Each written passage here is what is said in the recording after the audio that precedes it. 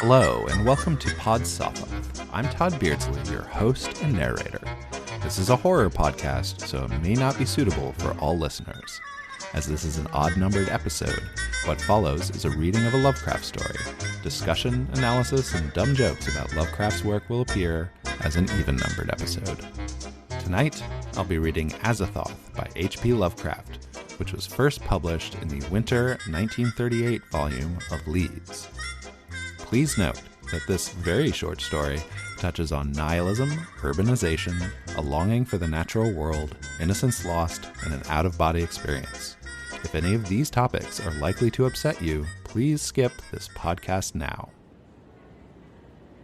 Azathoth by H.P. Lovecraft.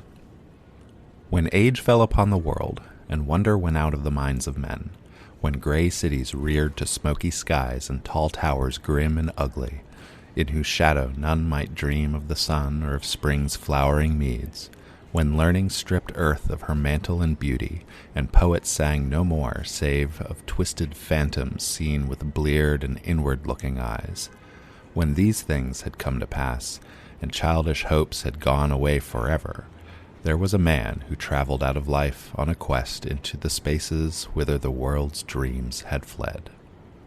Of the name and abode of this man but little is written, for they were of the waking world only, yet it is said that both were obscure.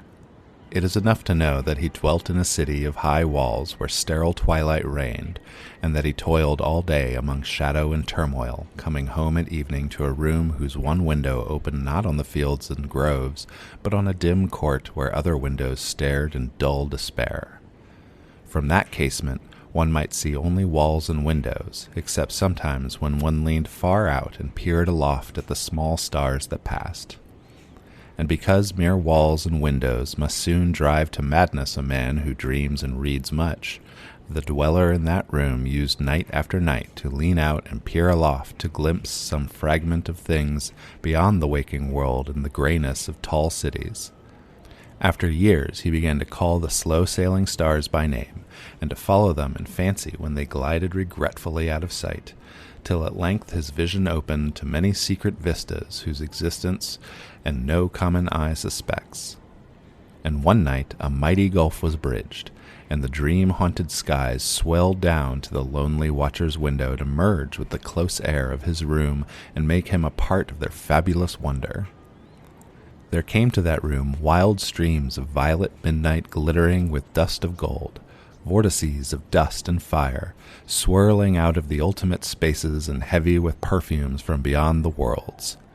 Opiate oceans poured there, litten by suns that the eye may never behold, and having in their whirlpools strange dolphins and sea nymphs of unrememberable deeps. Noiseless infinity eddied around the dreamer and wafted him away without even touching the body that leaned stiffly from the lonely window, and for days not counted in men's calendars, the tides of far spheres bear him gently to join the dreams for which he longed, the dreams that men have lost. And in the course of many cycles they tenderly lift him sleeping on a green sunrise shore, a green shore fragrant with lotus blossoms and starred by red camelotes.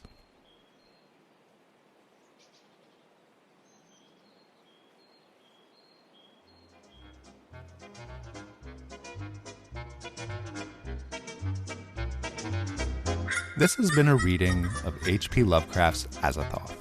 Please join me next episode when Claire and I discuss this very short story. Have a wonderful evening.